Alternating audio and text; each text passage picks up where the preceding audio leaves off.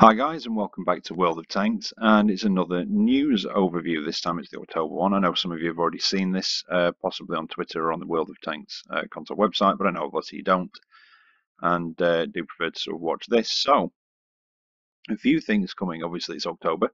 That means Halloween, and it's the return of the monster tanks. Two new monster tanks, the Monster Mash mode, and the monster tanks will get awakened as well, but we'll talk about that as we go further down. There is something else of note, as you can probably see in the little picture there. That's a Swedish tank. Yep, that's one of the Swedish TDs. It's the premium Swedish TD. So, on the 5th of October, which is next Thursday, we get the Stark STRV S1 tank destroyer and the STRV M4257 medium tank, which kind of reminds me of the French light tanks, the AMXs, you know, the 1375, 1390. Don't know too much about that one. We'll look into it a bit more, but it certainly does look like it might have an autoloader with the because the oscillating turret. Although I could be wrong, and I think I maybe possibly remember seeing a video that it may be a standard tank gun, but I'm not too sure on that one. But anyway, I think this is the one that most people are going to be interested in. And well, my first thought on it is, you know, it's a tank destroyer. You know, I'm not on about the actual tank itself, but I just find the paint job horrible. No offense to the Swedish or the Swedish flag. I just don't think it. I think it's quite garish on this. But anyway, yeah, these do enter, sort of bring with it, should I say, a new physics or a new. I don't want to say physics. What's a new sort of parameter to the game, I suppose. But it's siege mode. This gun is fixed in the hull, and basically, when you enter siege mode, the tank can't move. You can't drive forwards or backwards, but you can rotate, and the hull will lift up and down on pneumatic suspension, and that's how you actually aim the gun. So I'm pretty sure they'll just do it probably the same way, whereby you'll, you know, you just, I don't quite know how they do it. I'm assuming you'll probably do it by just pulling the trigger to look down your gun barrel, sort of sniper mode or whatever, and then that will turn off the tank's movement and just allow you to actually move it, like you would if you were moving the turret or any other way.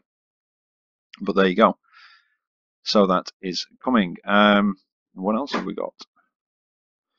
Two new maps, which is nice. We're still waiting for the others to be put back into rotation, but if they're going to give us new maps to be going on with, I'm quite happy with that as well.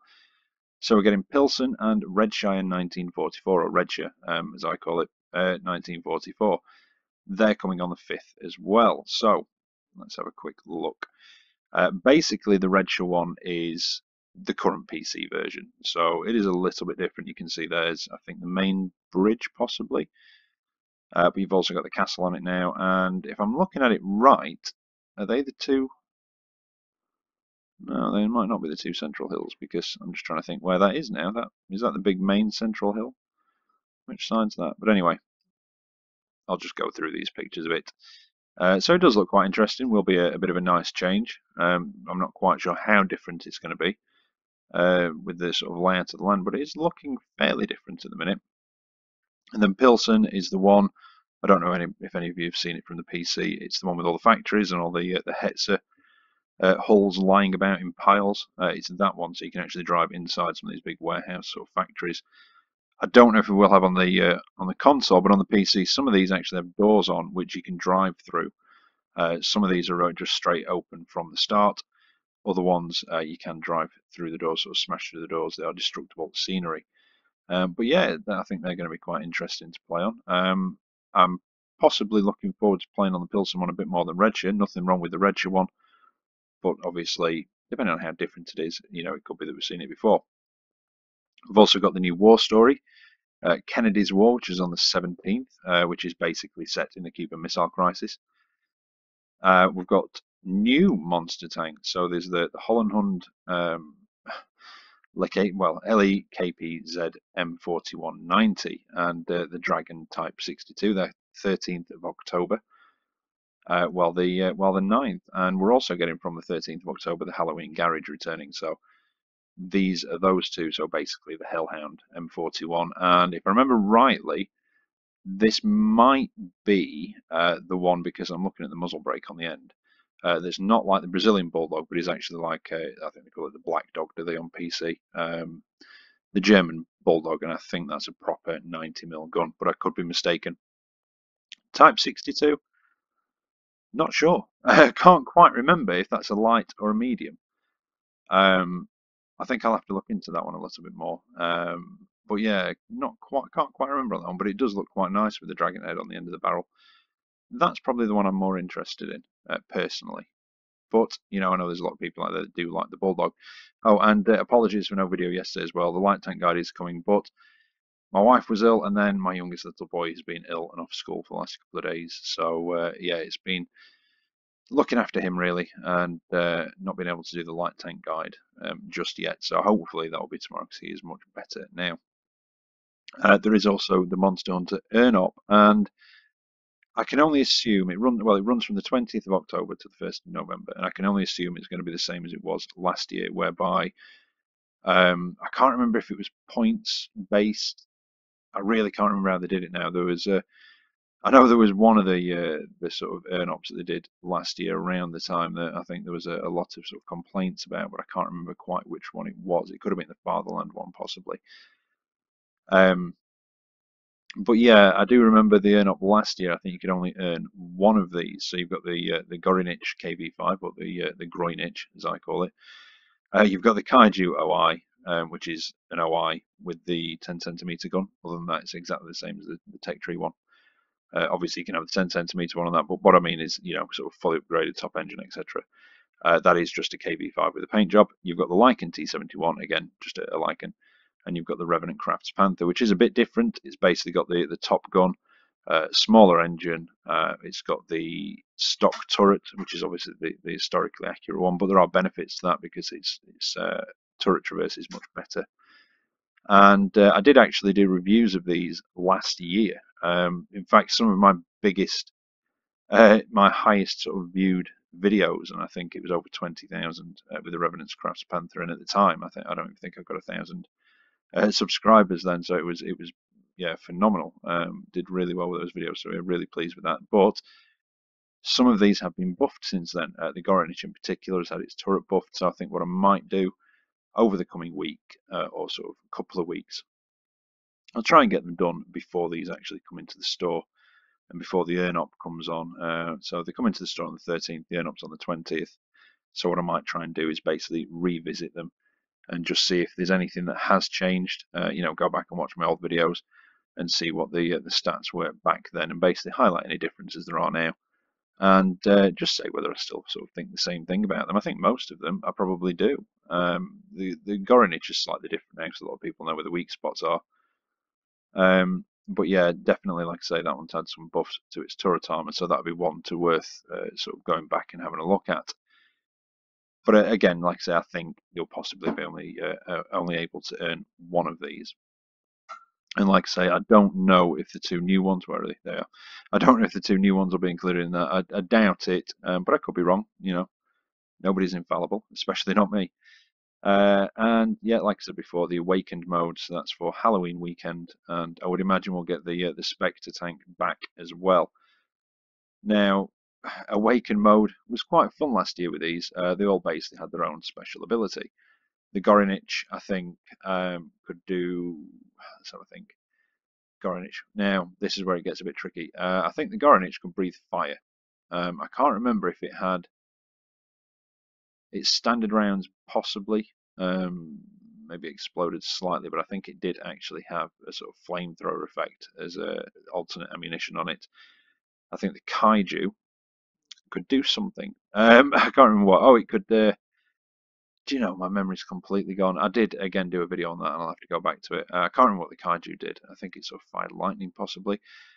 I know the Lycan could regenerate, I think it was, or it was immune to damage, and it could sort of rapid fire, etc. It was ridiculous. It sort of went on steroids for a short amount of time. If I remember rightly, I'm making a bit of a balls up of this, really. But the Crafts Panther, I do remember that one because it's obviously like a zombie, and in the level, basically all the wreckage were wrecked Crafts Panthers, and it could blend in with them. And it only took damage by being hit in the turret as well, you know, like a zombie. So you had to shoot it in the turret to actually damage them, and they could just sit there without moving the turret, and it would kind of shut down because it had glowing eyes and would just look like the other wreckage in the level. So you could basically wait until somebody drives past, not paying attention, and then you just boom, boom, and do some damage to them, sort of thing, or fire and try and settle down again so you're hidden again. But yeah, it was quite good fun with that mode, especially with some of those effects going on. So that should be quite entertaining. But everybody will get the Spectre in their garage, which is very quick and very rapid fire, sort of plasma cannon kind of thing. Now, also the last few bits, Oktoberfest on the well, I didn't realise it was running from the 2nd till the 8th. I thought it was towards the end of the month, but there you go. Some Oktoberfest ops, doesn't say what they are. And Blitzkrieg German sampler bundles from the 2nd to the 15th of October. Now, I have seen some of those.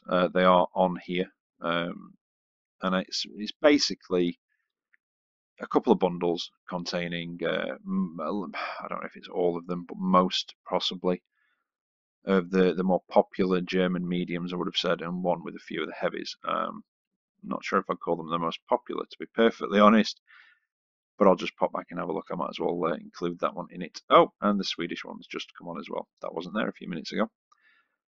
So, German Engineering Blitzkrieg sampler bundles. Where are we? There we go. So you get one, it's 15,600, which is quite pricey. You get the Panzer V-4, the Panzer IV Hydrostat, the Panzer IV Schmalterm, which is the tier 6. So it's like a Panzer IV hull with a Panther Schmalterm turret, but I think with the medium gun from the Panther.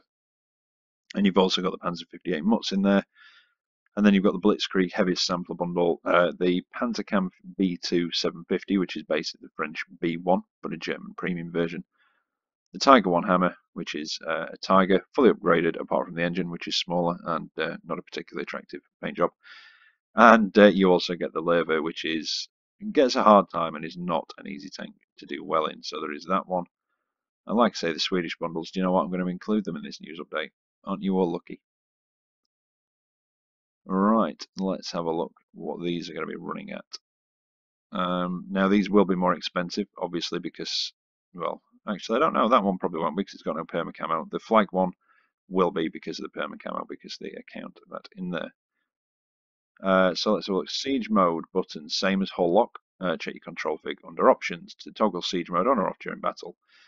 Note the switching between siege and drive modes takes a few moments to complete, during which your vehicle can't move or shoot, so you're going to have to plan that accordingly. So it's not something that you just look through your gun. Basically, you go to position, you press what would normally be a hull lock button, and it will go into siege mode, which will basically mean that you cannot drive your tank anywhere. You can turn the hull, you can raise and lower the hull, and obviously you can fire, but you can't drive it anywhere until you come out of siege mode. Now, it doesn't say much about the when my computer wants to work again. Right, there we go, we're back working again. So I've just had a look, and the 4257 is an auto-loader. So, but I bet I'll already have a few comments saying it isn't. Oh, and the competition, it isn't an end now. I will put closed on there, and I'm going to start sorting through all the entries tomorrow. So that's going to take me quite a while. But yeah, anyway, bundles, 17,000 for both of them. You do get 30 days of premium and 20 boost ups in there, but that's still a lot of cash to pay out, isn't it, really? The 4257, which is a, what is it? Does it not say? I'm just looking what tier it is. Well, I want to say it's about tier 6. I kind of feel that the TD might be a bit higher tier, but to be honest, it's a bit frustrating that it doesn't actually say. Normally it does say, but anyway. Yeah, 17,000 is a lot to pay out. 5,800 for the 4257 on its own in an ultimate bundle.